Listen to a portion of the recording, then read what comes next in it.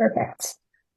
Okay, so it's very nice to meet you. Thank you again so much for taking the time. I really appreciate it.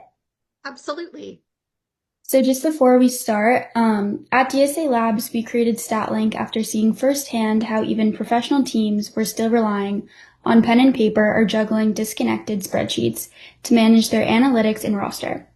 With so much data and advanced technology available today, that approach just didn't make sense. StatLink brings it all together, organized, integrated, and actionable. The goal with StatLink was simple: replace the coach's clipboard. Give coaches and staff one centralized platform to bring everything together: wearables, scouting notes, performance data, and turning it into something actionable. Instead of wasting time piecing together scattered information, teams can now make faster, smarter decisions about lineups, training, player development, and more. We set out to build something that felt less like a chore and more like a tool that helps you win. So with that being said, the first question I kind of wanted to get into is, how did your team first get introduced to StatLink, and what problems were you trying to solve at this point? So that's a great question. I want to say, and you can't quote me on this one, but I want to say that Coach knows Scott and those guys from a different life. And I want to say it's possibly an Ohio connection there somewhere. But I'm not really sure. Ryan Martin is by far one of the most amazing guys in that he actually uses data at training sessions. And his goal is to create such a healthy environment where the data points drive the conversations and the training, as opposed to how he feels about that.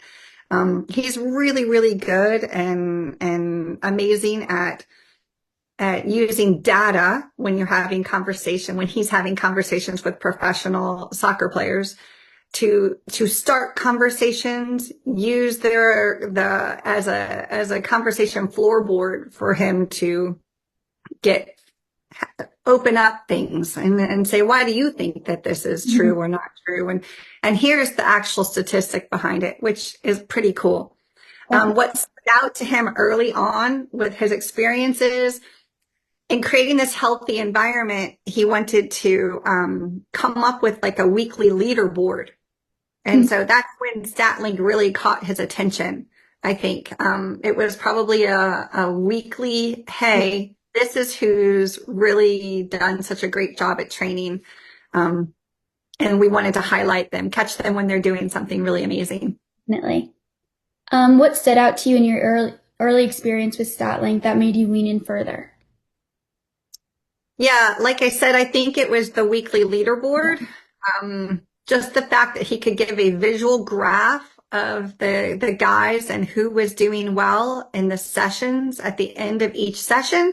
I mean, you can have it done that fast. At the end of the session, you can pull over the top 3 who just crushed the session and the 4 or 5 components you were looking for, which is really kind of neat. Definitely. Could you walk me through a typical week? Where does StatLink come into play in your workflow as a coach and as a data leader?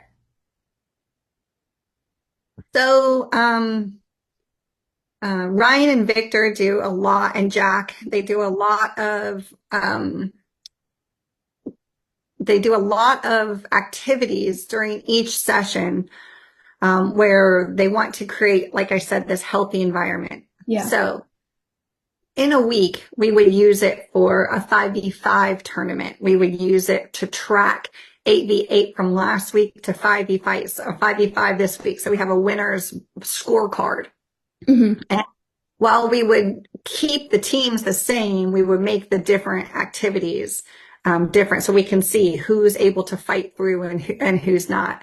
Also, one of the cool things about StatLink is the attitude points. We built scorecards on not necessarily their reaction, but how they responded to diversity, how they responded to different challenges that we throw them throughout the week.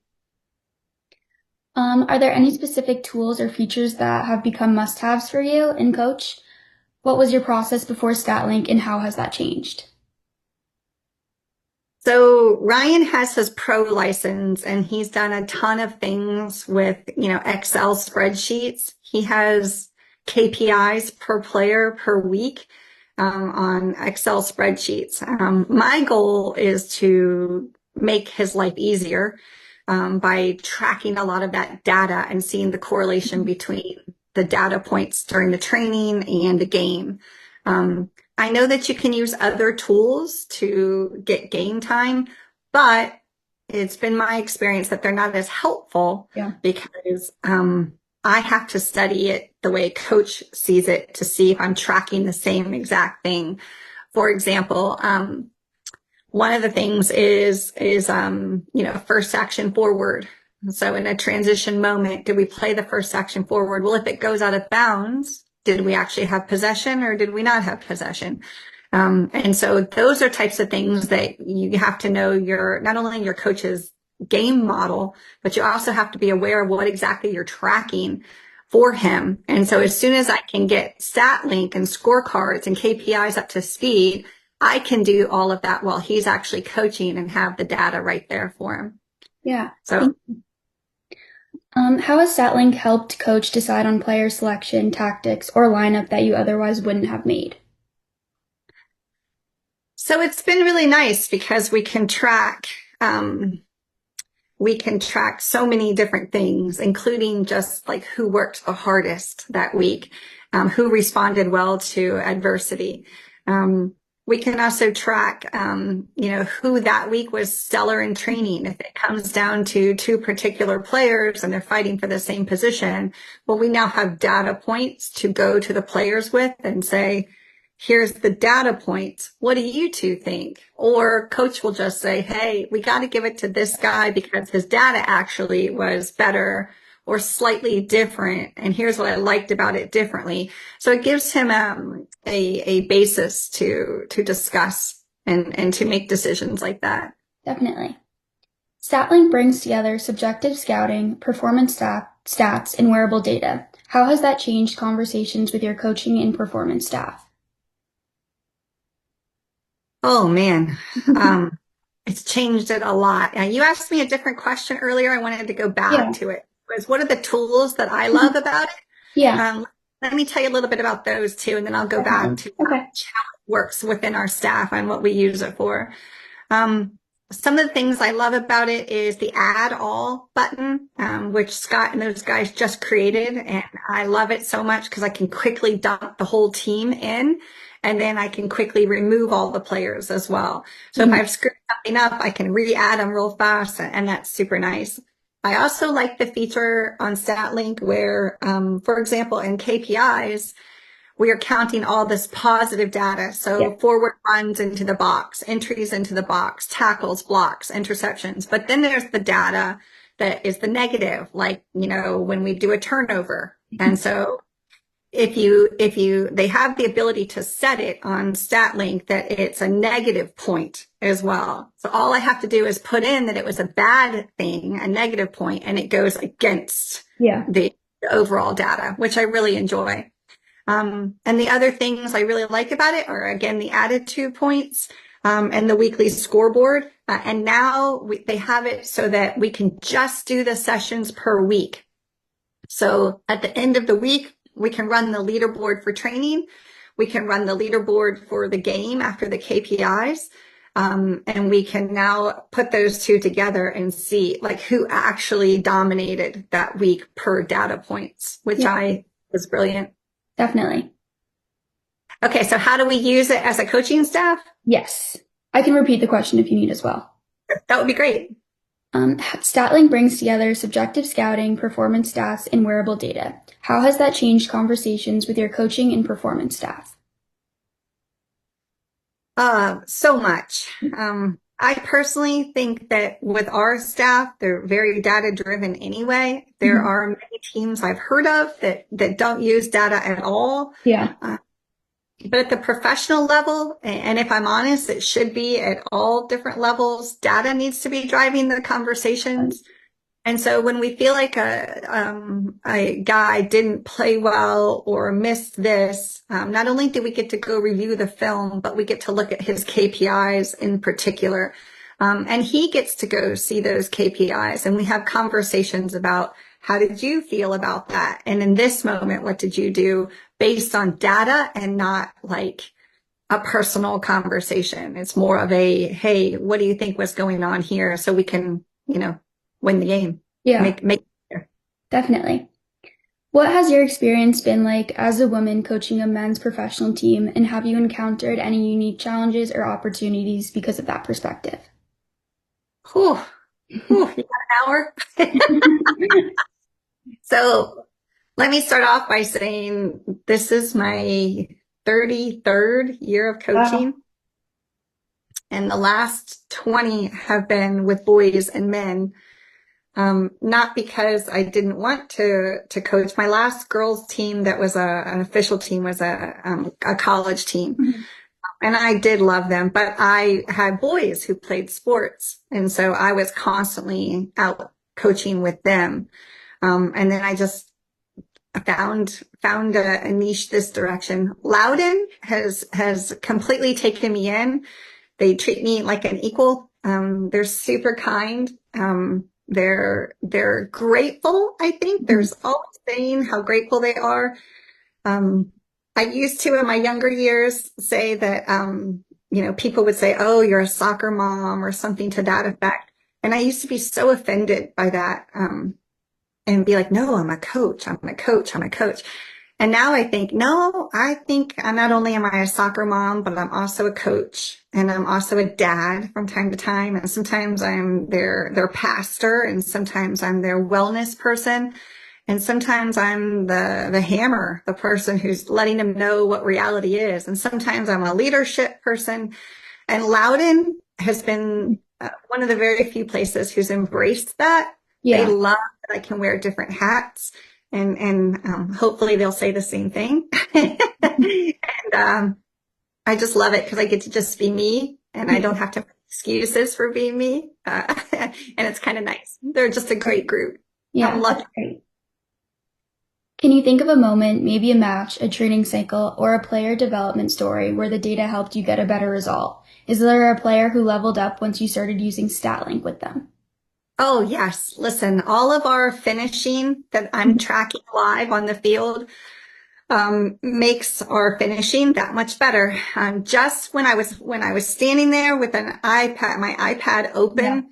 The guys are looking over, and occasionally they will yell, "What are you tracking?" And I'd say finishing. And suddenly their finishing was just so much better just by me. I could have been doing nothing over there. At the end, they all run to me and they're like, who had it? Who had the best scores? Who did this and that? Which was kind of cool. What's one thing we could improve or add that would take your usage of StatLink to the next level? Oh boy. Well, soccer is a business. Mm-hmm. And so I think that in the olden days, back when the dinosaurs were on the earth and I was born, I think that soccer used to be something that people watched and enjoyed. And now that it's a business, it has to be quantifiable and qualifiable at all times. Yeah. So if we could get more additions of adding clips in, and we can do more combines. For example, if you could add a clip in, not necessarily a highlight reel, but if you could have a combine where you brought everybody in who wanted to be a player, or I wanted to look at this person to bring him in to see. If we could get on StatLink those clips of, in our team model, this is the things that we need an 11 to do specifically.